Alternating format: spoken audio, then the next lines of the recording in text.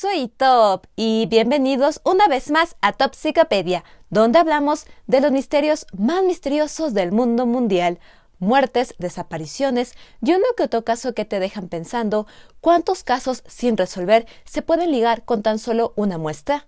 Antes de comenzar, si les gusta mi contenido, no olviden suscribirse y activar la campanita para que les avise cuando hay un nuevo video en Topsicopedia. Yo subo videos todas las semanas. Aquí están mis compañeros de misterio y miembros del canal de YouTube. ¿Quieres ser uno de ellos? Por favor, apóyame directamente en mi cuenta de Patreon o como miembro de este canal. Esto me ayudaría mucho para mantener mi canal y tú recibirías varios beneficios. Y sin más, hoy hablaremos de los casos de Pamela McCall, Bitter Creek Betty Doe y Sheridan Country Jane Doe.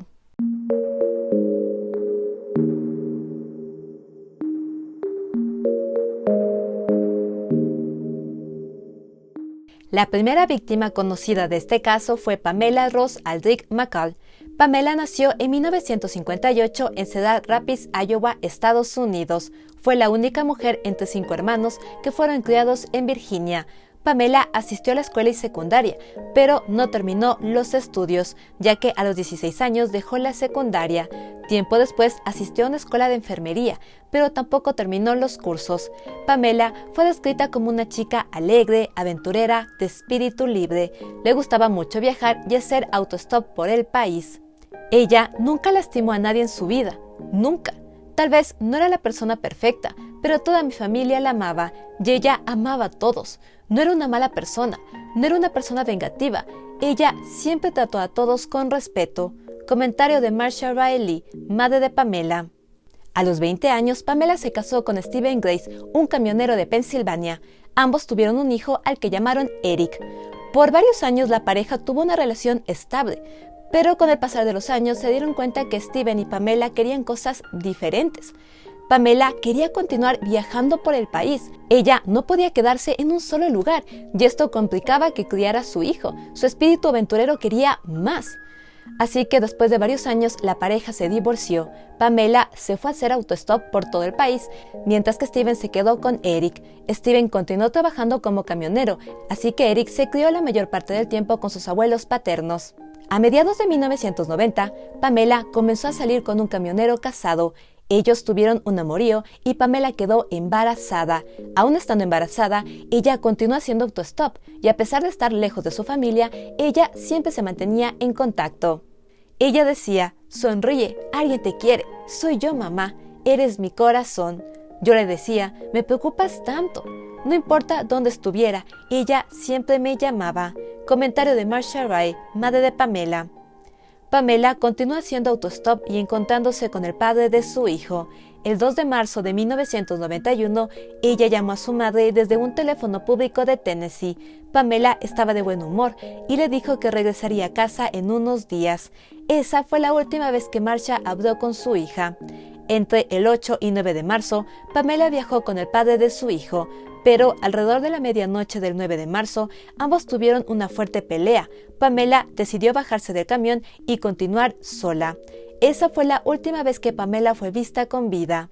El 10 de marzo de 1991, aproximadamente a las 12:30 del mediodía, la policía de Tennessee recibió una llamada inusual.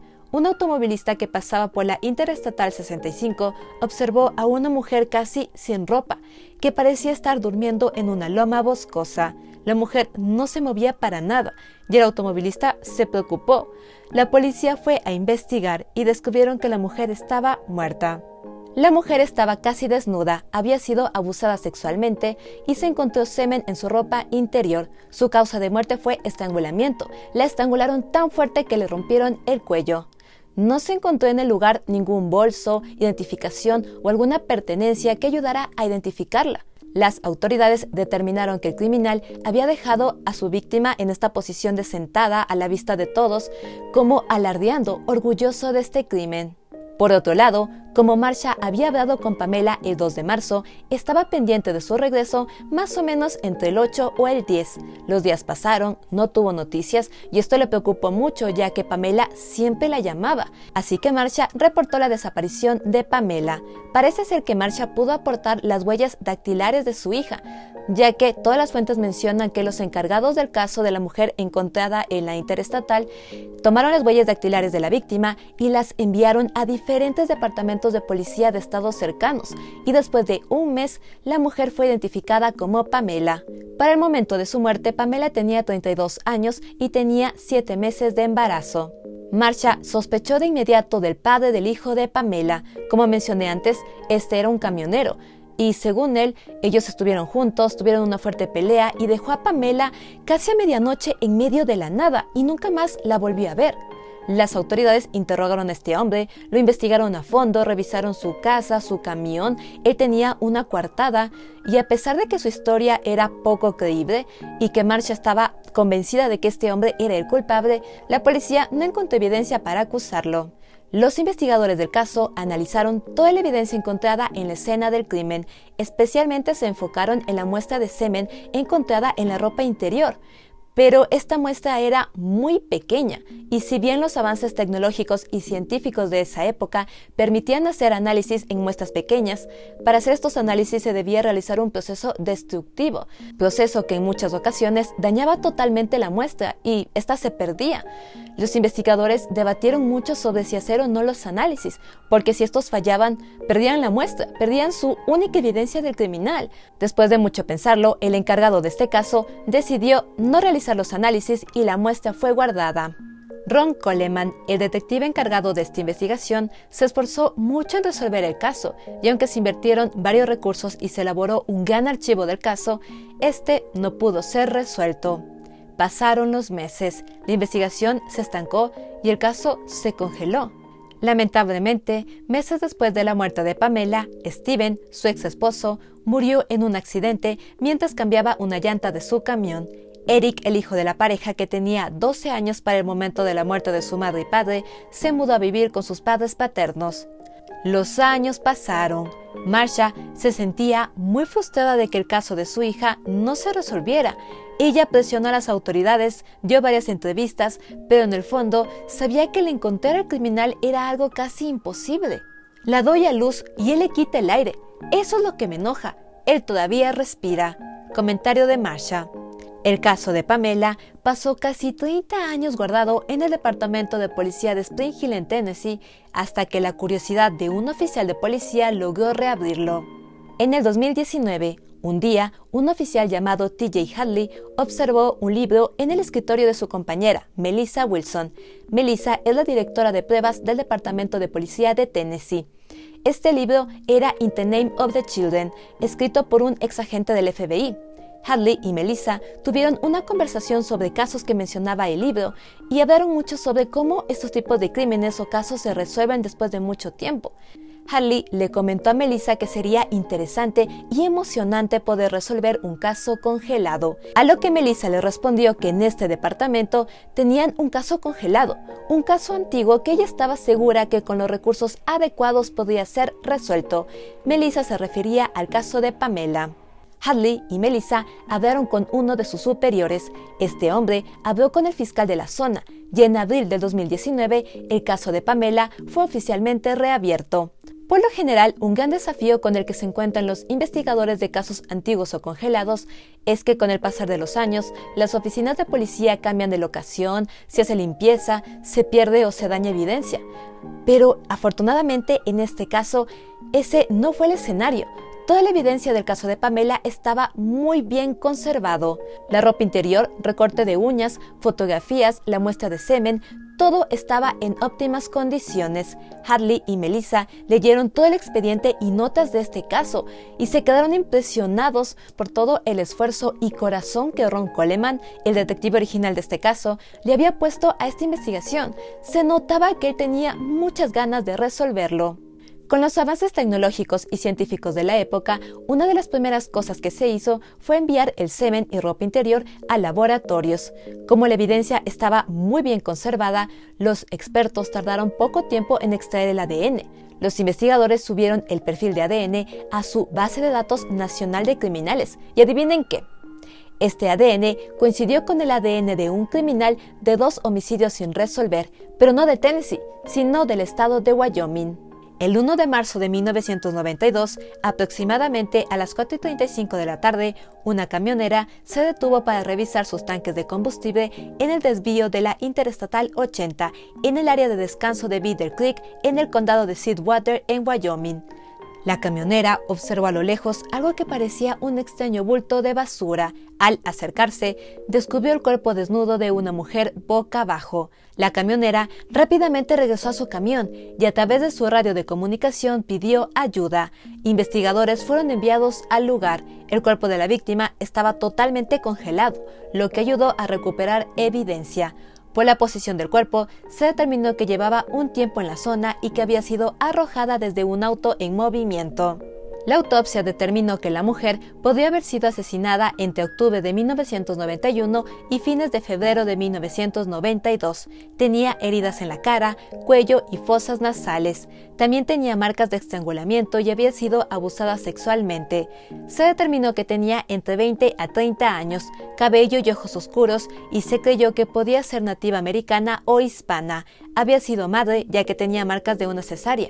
Algo distintivo es que la mujer tenía un tatuaje rosa en el pecho derecho, con la firma del autor al estilo Kung Fu. Además, la única pertenencia que se recuperó de la víctima fue un anillo color dorado de su dedo anular. Una evidencia importante que se recuperó del cuerpo fueron unas gotas de sangre tipo O, tipo de sangre que no coincidía con la sangre de la víctima. Se determinó que estas gotas pertenecían al criminal, posiblemente se había herido mientras atacaba a la mujer. En este caso no se pudo establecer una causa de muerte exacta. Se cree que pudo haber sido estrangulamiento o un fuerte golpe desde su nariz hasta su cerebro. De hecho, los investigadores de la época teorizaron que un picayelo pudo haber sido introducido desde su nariz hasta su cerebro. Esta es una causa de muerte inusual, y en julio de 1991 el alguacil del condado declaró que este caso estaba considerado como un homicidio aislado, ya que no encajaba con el modus operandi de otras víctimas encontradas en carreteras, que por lo general eran estranguladas o degolladas. Se tomaron fotografías del rostro de la mujer, se reconstruyó su rostro, también se tomaron fotografías de su tatuaje y un boceto con la fotografía del tatuaje fueron compartidos en los medios. Una persona se contactó con las autoridades y les dijo que reconocía quién había hecho el tatuaje, un artista de Tucson, Arizona, conocido por tatuar principalmente a camioneros y que tenía una firma al estilo Kung Fu. La policía localizó al tatuador, hablaron con él y este hombre dijo que recordaba a la chica. La describió como alegre, activa, extrovertida, aventurera y viajera. Él dijo que ella no tenía ningún acento y que hablaba muy bien el inglés, lo que llevó a las autoridades a creer que si era hispana había nacido en el país y que no era migrante o refugiada. La chica se había realizado el tatuaje en junio de 1991, cerca de una parada de camiones de Tucson, y según la conversación que tuvo con el tatuador, se cree que recientemente había comenzado su travesía de hacer autostop por el país. Lamentablemente, el tatuador no llevaba registros muy detallados y no recordaba su nombre. Las autoridades sometieron al tatuador a una hipnosis. Él pudo recordar detalles de la visita, de la personalidad de la chica, pero nada que ayudara a su identificación. Como la chica se realizó el tatuaje mientras estaba de viaje, es muy posible que las personas que la conocieran no supieran que tenía este tatuaje, y es por esto que nunca la relacionaron con el caso. Los encargados de la investigación pasaron meses buscando en personas desaparecidas, comparando huellas dactilares, descartando a quienes no hayan estado embarazadas. Buscaron en miles de archivos, pero no lograron identificar a la víctima. Con el tiempo, esta mujer llegó a ser conocida como Bitter Creek Betty Doe. En el 2011, la información de Betty fue agregada a la base de datos de NAMUS, el Centro Nacional de Intercambio de Información y Recursos para casos de personas desaparecidas o no identificadas. Se realizaron análisis de ADN que confirmaron que la mujer tenía ascendencia hispana y blanca, y se realizó un compuesto de cómo se podía haber visto. Paralelamente, de las gotas de sangre tipo O se extrajo el ADN del criminal y fue agregado a la base de datos de la policía. En el 2014, este ADN coincidió con otro caso de Jane Doe. El 13 de abril de 1992 se descubrió el cuerpo de una mujer en una zanja en la milla 5 de la Interestatal 90 en el condado de Sheridan, en Wyoming. La mujer estaba completamente vestida, excepto por sus zapatos y medias. Su cuerpo estaba muy descompuesto, casi momificado, y no se encontró un bolso o alguna pertenencia que ayudara a su identificación. La autopsia determinó que había sido abusada sexualmente y llevaba por lo menos muerta un mes. Aunque no se pudo establecer su causa de muerte, se descartó estrangulamiento o alguna herida de arma blanca. Actualmente se cree que murió debido a una fuerte paliza o por un traumatismo contundente en la cabeza. Se determinó que la víctima tenía cabello castaño claro, lo que quería decir que pasaba mucho tiempo al aire libre. También se determinó que su dentadura había tenido algunos arreglos y se cree que poquito antes de su muerte ella podía haber tenido los dientes torcidos. Algo importante es que en la ropa y el cuerpo de la víctima se recuperaron manchas de sangre tipo O. La víctima no tenía este tipo de sangre, lo que quería decir que esta sangre venía de su asesino. Las autoridades determinaron que la mujer había dado a luz por lo menos una vez en su vida y lamentablemente para el momento de su muerte tenía 10 meses de embarazo. Actualmente existe un debate sobre la edad de la víctima. Si bien los forenses de la época calcularon que tenía de entre 16 a 21 años, actualmente se cree que pudo haber tenido más, hasta 25 años. El cuerpo estaba en muy mal estado, casi momificado, y como hemos visto en otros casos de James y John Doe, cuando un cuerpo se encuentra en este tipo de estado, es muy difícil calcular una edad real. Lamentablemente, en este caso hubo muy poca evidencia con la que trabajar. Con el tiempo la investigación se estancó, el caso se congeló, y esta mujer pasó a ser conocida como Sheridan County Jane Doe. En el 2014 se extrajo el ADN de su asesino de las manchas de sangre tipo O, y este coincidió con el ADN del caso de Bitter Creek Betty Doe, y fueron estos dos casos los que coincidieron con el ADN del asesino de Pamela. Con 3 crímenes cometidos por una misma persona en diferentes lugares del país, con una ligera relación con el ambiente de camioneros, se comenzó a buscar a un posible asesino en serie que parecía tener un modus operandi. 2 de las víctimas estaban embarazadas y una de ellas había dado a luz. Todas habían sido abusadas y sus cuerpos fueron dejados a lo largo de carreteras usadas por camioneros.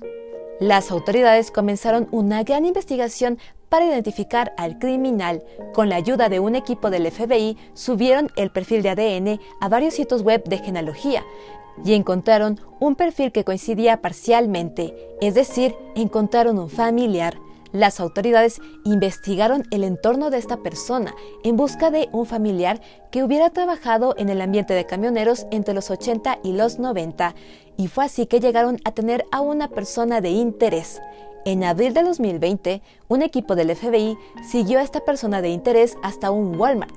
De un carrito de compras y varias cosas que él había usado, se recolectaron muestras. Análisis de ADN determinaron que el ADN de esta persona de interés era el mismo ADN del asesino de Pamela McCall, Bitter Creek Betty Doe y Sheridan County Jane Doe.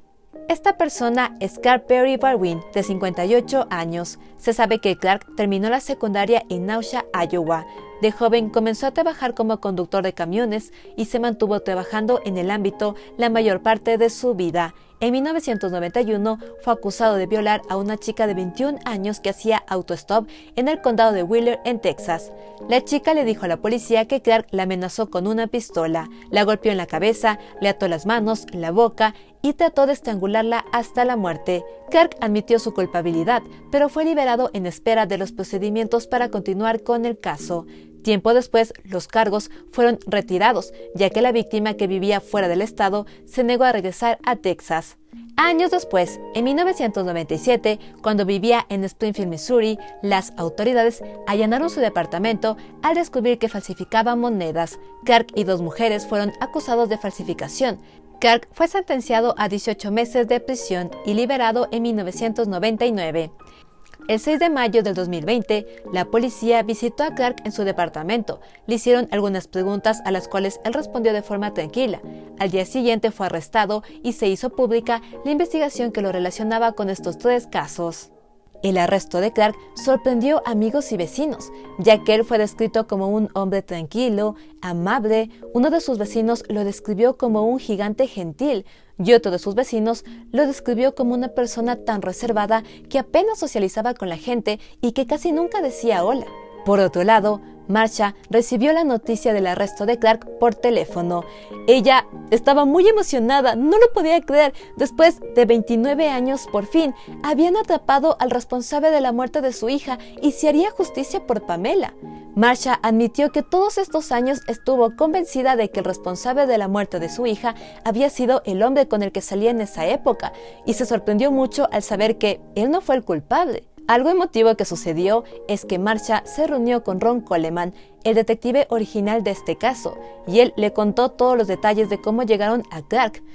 En la reunión, ambos lloraron, ya que una parte de ellos creyó que este caso nunca se iba a resolver. Sin embargo, a pesar de que se arrestó a Clark, la investigación aún no ha terminado. Este no es el final. Clark no ha aportado información que lleve a la identificación de Sheridan County Jane Doe y de Bitter Creek Betty Doe. Hasta el día de hoy, ellas siguen sin identificar, lo que quiere decir que en algún lugar hay 2 familias esperando por noticias. Siempre pensé que moriría primero. Me asustó ir a la tumba sin saber quién la mató. Lo atrapamos. Gracias a Dios. Han pasado tantos años, oré a Dios para encontrar al asesino de mi hija y finalmente respondió a mis oraciones. Comentario de Marsha Ray, madre de Pamela. Por otro lado, durante el tiempo que Clark trabajó como camionero, viajó a 48 estados, Canadá y México. Vivió en Nausea, Iowa, Springfield y Missouri. Prácticamente había recorrido todo el país, lo que ha llevado a los investigadores a creer que pudo haber más víctimas. Las autoridades lo han relacionado con 2 casos sin resolver. El 23 de marzo de 1992, Tammy Josie Zwicky, de 21 años, conducía de regreso a su universidad cuando su auto se averió en una carretera de Illinois. Tammy fue vista con un hombre blanco que paró su remolque a su lado y se cree le ofreció ayuda. El 1 de septiembre, el cuerpo de Tammy fue encontrado en una zona rural de la Interestatal 44. Había sido abusada sexualmente y apuñalada varias veces. Su causa de muerte fue hemorragia interna. Su cuerpo había sido envuelto en una manta roja y sellada con cinta adhesiva. Este caso llegó a ser investigado por el FBI y atrajo la atención de todos los medios. Aunque se compartieron carteles, se interrogó a varios sospechosos y hubo un gran interés, no se logró resolver el caso. El segundo caso con el que Clark ha sido relacionado sucedió el 7 de septiembre de 1992 en Williamstown, Iowa. Rhonda Knudson, de 22 años, quien trabajaba en el turno nocturno de una tienda de conveniencia de 24 horas, fue encontrada muerta. Rhonda había sido golpeada hasta la muerte. No había evidencia de robo ni de abuso sexual. Las autoridades determinaron que 2 camioneros fueron vistos en la tienda de conveniencia. Se elaboraron bocetos, pero nunca lograron ser encontrados, y el caso nunca ha sido resuelto. La investigación del asesinato de Tammy y la investigación del asesinato de Rhonda continúan abiertos. En el caso de Tammy, existe una recompensa de $50,000 por información que lleve a un arresto. Sobre el caso de Tammy, encontró información reciente de que Clark ya ha sido eliminado como sospechoso, pero no se han hecho públicas las razones. Las autoridades continúan buscando casos que entren en el modus operandi de Clark, ya que él viajó por todo el país y pudo haber tenido muchas más víctimas. Hasta la fecha de este video, no se ha relacionado a Clark con más crímenes, o por lo menos no se ha hecho pública esta información. Cabe contar que la ex esposa de Clark le dijo a la policía que en una ocasión él se jactó de haber matado a una niña en el oeste, estrangulándola y arrojándola de su camión. El 15 de mayo del 2020, Clark fue extraditado a la cárcel del condado de Maury en Tennessee para esperar la fecha de su juicio por el asesinato de Pamela y de su hijo por nacer. El juicio estaba previsto para el 2020 o 2021, pero se ha pospuesto en varias ocasiones y no ha encontrado las razones. Antes de terminar, quiero comentarles algo que me llamó la atención mucho. La decisión que Ron Coleman tomó en aquella época de no realizar análisis con la muestra de semen recuperada de la ropa interior de Pamela fue una decisión arriesgada para esa época, porque tenían 50-50, poder recuperar un poco del perfil de ADN o dañar la muestra. Y él, sabiamente, creo que fue una decisión sabia, decidió guardar la muestra. No sé si Ron tenía en la mente que en el futuro, con mejor tecnología, se podía recuperar el perfil de ADN sin dañar a la muestra, pero yo sí creo que fue una decisión sabia. Si no hubiera hecho esto y quizás la muestra se hubiera dañado, a lo mejor nunca hubieran llegado a conectar a Pamela con Vidal Cree, Betty Doe y Sheridan Country Doe y darse cuenta que existe un posible asesino en serie que atacaba a chicas que hacían autostop. Simplemente esta decisión me pareció un punto clave en este caso. Por último, quiero comentarles que no he encontrado información sobre cómo han sido los interrogatorios con Clark. Parece ser que él solo admitió los 3 crímenes con los que está relacionados, ninguno más. Y bueno, con toda la información que tenemos, estoy segura que hubo más víctimas y frustra saber que este hombre no ha dicho nada y que se mantiene callado. En los últimos años, los casos de Vidal Cree, Betty Doe y Sheridan Country Jane Doe han ganado popularidad. Existe un perfil de Facebook público llamado Who Was Sheridan Co. Jane Doe? ¿Quién fue Sheridan Co. Jane Doe? Donde se discute la identidad de ella y de Vidal Cree, Betty Doe. Este perfil también comparte actualizaciones del juicio de Clark. Los casos de ambas Jane Does permanecen abiertos. Se espera que después de realizar el juicio de Clark en Tennessee, él sea extraditado a Wyoming para enfrentar cargos por estos 2 casos. Es un pervertido del infierno, es como el diablo. No sé a cuántas mujeres mató, pero durante todos estos años siempre he creído que una vez que alguien ha matado, no para. En mi caso, al menos, tengo una tumba para visitar. Algunas mamás ni siquiera tienen eso. Comentario de Marcia Ray, madre de Pamela. Siempre me ha dolido el corazón por su madre. Tengo una hija y no me puedo imaginar pasar años y años sin saber quién la mató y sabiendo que todavía está caminando por las calles. Saber cuánto significaría para su madre si se resolviera fue algo que nos motivó. Comentario de Melissa Wilson, implicada en reabrir el caso. Clark ha sido apodado el camionero asesino. Actualmente permanece en una prisión de Tennessee. Para la fecha de este video, la página del condado de Maury refleja que su juicio fue reprogramado para el 17 de enero de 2023. Y eso fue todo sobre los casos de Pamela McCall, Vidal Cree, Betty Doe y Sheridan Country Jane Doe. Tengo varias cosas que comentar sobre este caso.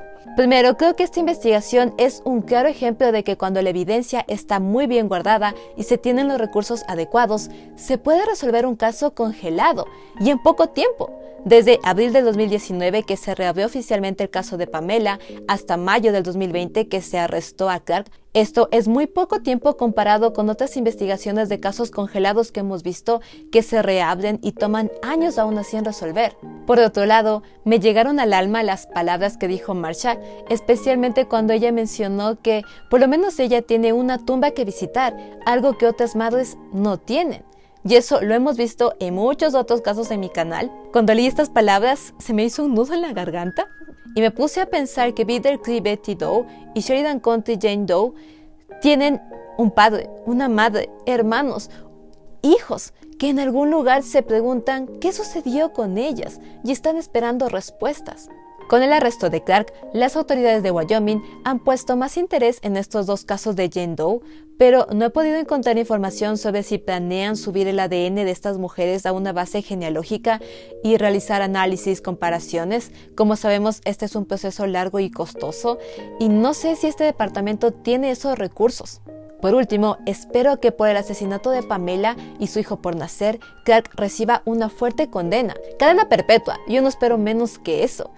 Además, espero que para el momento que se realicen los juicios en Wyoming, por lo menos una de las Jane Does ya sea identificada. En este caso nos queda la duda de si hubo más víctimas de Clark, algo que yo creo sí hubo. Pero como son casos antiguos, a lo mejor no se tuvo suficiente evidencia para ligarlo a estos casos y quedarán sin resolverse. Voy a estar pendiente de este juicio que se va a realizar en enero del siguiente año. Esperemos que ya no se posponga más esta fecha y apenas tengan noticias de qué condena recibe, ya les estaré compartiendo. Díganme ustedes, ¿habían escuchado sobre este caso? ¿Qué opinan sobre cómo se realizó la investigación hasta llegar a Clark? ¿Hubo más víctimas de Clark? ¿Algún día Bitter Creek Betty Doe y Sheridan Country Doe serán identificadas? Déjenme sus comentarios aquí abajo, como siempre yo les estaré leyendo. Muchas, pero muchísimas gracias por ver mis videos. Quiero agradecer a toda la gente de Latinoamérica, Centroamérica, España y de cualquier parte del mundo que me estén viendo. ¿Europa? Como yo cada semana les digo, estoy muy feliz y agradecida con su apoyo constante, con las recomendaciones que me dan. Llevando de recomendaciones, estoy segura que este caso me lo recomendó un seguidor. No recuerdo cuál. Yo anoté este caso así como en letras grandes en mi cuaderno y puse recomendado. Pero cuando puse el nick de la persona, esa parte de la hoja se me mojó porque estaba comiendo y bueno, ya, la cosa es que solo puse iniciales y no recuerdo a quién estaba mencionando. Me parece que fue Evie Watterson. Si fuiste tú, por favor, dime si fuiste tú el que me recomendó este caso, porque me quedé con duda existencial. ¿Quién me recomendó esta historia? Pero la tenía anotada como recomendada. Y es una historia que es súper interesante, involucra a 2 Jane Does y un caso sin resolver de años que llevó hasta un arresto. Un caso fascinante, gracias por la recomendación. Si les gusta mi contenido, no olviden darle like, comentar, suscribirse y compartir con todos sus amigos. Eso me ayudaría mucho. Aquí están mis compañeros de misterio y miembros del canal de YouTube. ¿Quieres ser uno de ellos? Por favor, apóyame directamente en mi cuenta de Patreon o como miembro de este canal. Eso me ayudaría mucho para mantener mi canal y tú recibirías varios beneficios. Pueden suscribirse a mi canal de YouTube aquí, donde está saliendo mi cara. Soy Top y el pequeño Pierce está debajo de la cama. Pierce, ¿no quiere salir a saludar? Hoy se puso a dormir debajo de la cama, así que no salió en pantalla. Y nos vemos en un siguiente video en Topsicopedia. Bye, bye, bye, bye, bye.